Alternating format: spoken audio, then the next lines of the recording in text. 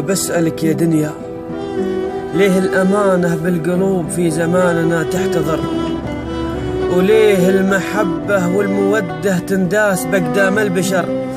وليه الصداقة ذابلة ومن الخيانة لا مفر؟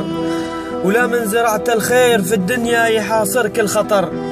أبسألك يا دنيا، ليه نلقى في زماننا جروح وأحزان وهموم؟ ليه التفاؤل والفرح يبقى ثواني ما يدوم؟